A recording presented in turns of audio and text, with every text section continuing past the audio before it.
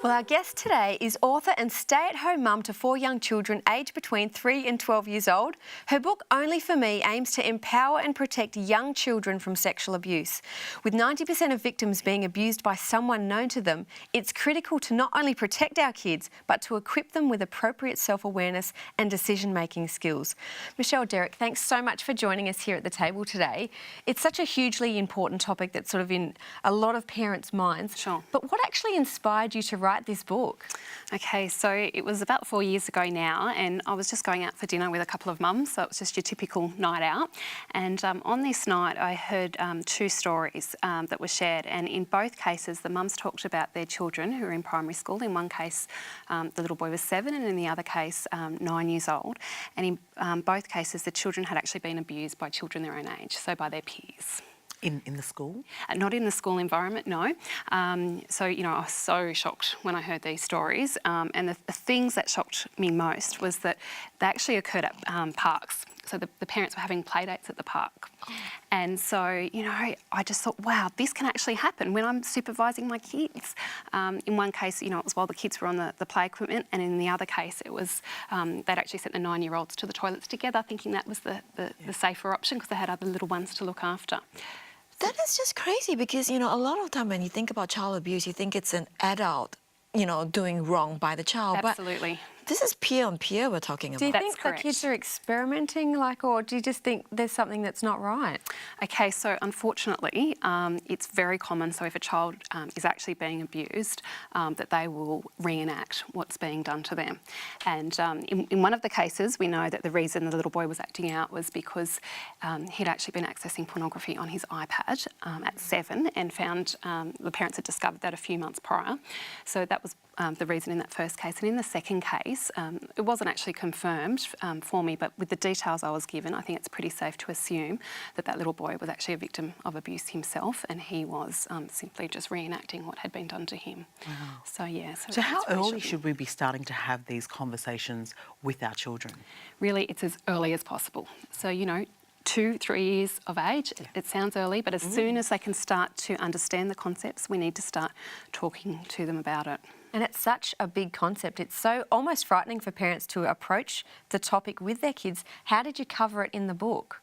Okay, so I really wanted to produce a resource when I, got home from having had this dinner. I thought, how am I going to talk to my own kids about it? And I started researching what sort of information you needed to tell them. I didn't know how much was too much. And I thought, I want to be able to empower my kids, but I want to do so in a way that's really gentle and dignified, and I want to still protect their innocence. And so that was really important to me. And so one of the techniques that I used was using rhyme, so that the book is completely in rhyme. And also we very gently lead into the subject matter. So the first 4 or 5 pages actually talk about different body parts, which, the kids are really engaged by. It's the only for me, right, the book? That's right. Only for me. Only for me, yeah. So we talk about different body parts, and then we get to our bottom and bits that they're very private and only for me. And we of course, use correct anatomical terms because that's really important when you're having protective behaviour conversations with your kids. And I just think, I was then very blessed to have the work of Nicole Mackenzie, who is an illustrator, but she's also a former Disney animator. And she just happened to be a mum at my kids' school. So that was, fantastic that I was able to utilise her. And, I really think that all contributed to creating that sense of still protecting their innocence when you're talking about such a hardcore subject, really. So did you have to consult with some experts on when you produced this book? Sure, absolutely. So, I had lots of ideas as to how I wanted to go about it and what I wanted to put in, but because I didn't have a background in child protection, it was absolutely essential that, I made sure that it complied with, recommendations, professional recommendations. So I was actually very lucky to work with a lady which I believe you're familiar with, Dr. Patricia Wiraku. Oh, we love her. Great. She's been a guest on the show. Yes. Yeah, fantastic. And Patricia was amazing. She really pushed me to the next level. She critiqued it quite hard, but she made me just step it up a notch each time. And I was also lucky enough to have the endorsement of Act for Kids, which is not quite so well known, but they're actually one of Australia's longest established and leading child protection agencies in Australia. And so I worked with them, and they were just able to confirm that I was on the right track and just assure that I was, presenting the information in the correct way. What sort of response, sorry Rach, are you getting from parents? Okay, so the book's been out for 18 months now, and I've sold about 3,500 copies. So Wow. it's been an amazing response and an amazing journey. So, you know, I've had some, you know, really fantastic feedback just about how much they, you know, are finding, how useful they're finding the book. And, you know, I've had all sorts of feedback. You know, I've even had a response from His Holiness Pope Francis and the Duchess of Cambridge, which are all really exciting. But despite those types of feedback, the ones that are most profound were the ones where they actually told me about how the book had actually helped their child specifically. Yes. So in one case, I'd actually set the book off just only 24 hours before, and they'd sat down and read the book straight away, and they weren't actually even finished when they got to the page about secrets, and the little boy actually disclosed to his mum what had been happening to him. Wow. Yeah. So when I got this email, it was such a bittersweet moment. You know, I was so devastated for the little boy and what he was going through, but at the same time, you know, it was just such a confirmation that, you know, that my book was able to help other children.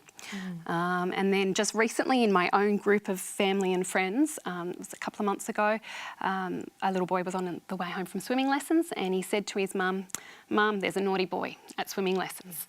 And he then went on to tell his mum that the little boy had actually been doing what Only For Me says you shouldn't do. Right. Which, you know, again, really was so lovely to hear that it was because he had actually read it that he recognised straight away that he needed to tell his mum what was going on in the pool. It's a really powerful book. Like, you're giving language to kids to be able to express their situation. One of the things you mentioned was about protecting kids' innocence with this topic. So how are you able to bring the topic up while still protecting their innocence? Yeah, well, I think it's just about the way that you go about it. So you want to use age-appropriate language for a start. So, you know, yes, in this day and age, we need to empower our kids and teach them that you know, pornography is not acceptable, because often a predator will actually, you know, utilise that as part of the grooming process. But we don't actually need to talk about pornography with our kids. What we need to say to them is it's not okay for someone to show you images on any sort of device or screen.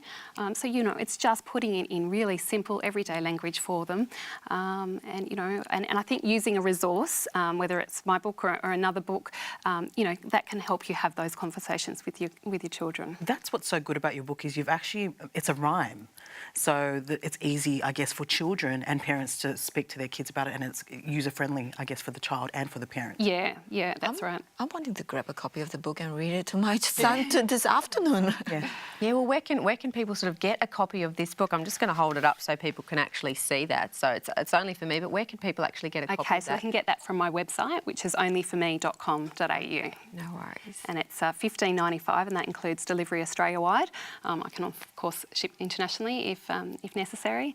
And I actually donate 100% of my author royalties back to Act for Kids and Brave Hearts to help them continue the amazing work that they do. Beautiful. Yeah. So what are some practical tips for parents, and where can they sort of go to if they've got a concern about their child? Okay, so in terms of the practical tips, I sort of say if you're going to sit down and speak to your children about protective behaviours, the first thing that you need to do is actually make sure they understand what their private parts are, and again, using correct anatomical terms.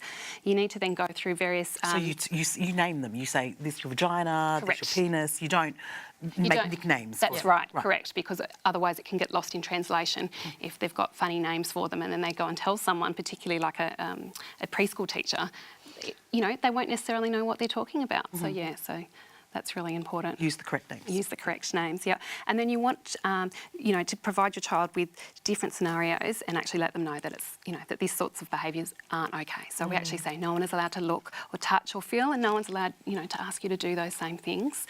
So that's really important.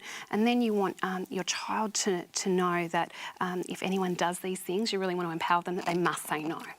And one really good tip is to actually, you know, sit down with your child and not only do you explain to them that they have to say no, but it's also giving them other options as to how to say no. So let's say they're feeling uncomfortable, they're in a room with someone and they think something's not right, they may not have the confidence just to shout out a big no and get themselves out of there. So you could say to them, look, in this situation, if you're feeling uncomfortable, it's actually okay if you need to say, I'm really busting, I need to go to the toilet. Michelle, that's just such invaluable information. Yeah. We've actually got a limited number to give away today, so just write to us at hello@thetabletv.com to get your copy first in best dress. Thanks so much for joining us today, and thanks again, Michelle. Ladies, a pleasure. Hit us up on Facebook and we'll see you there. We'll keep the conversation going. Bye for now.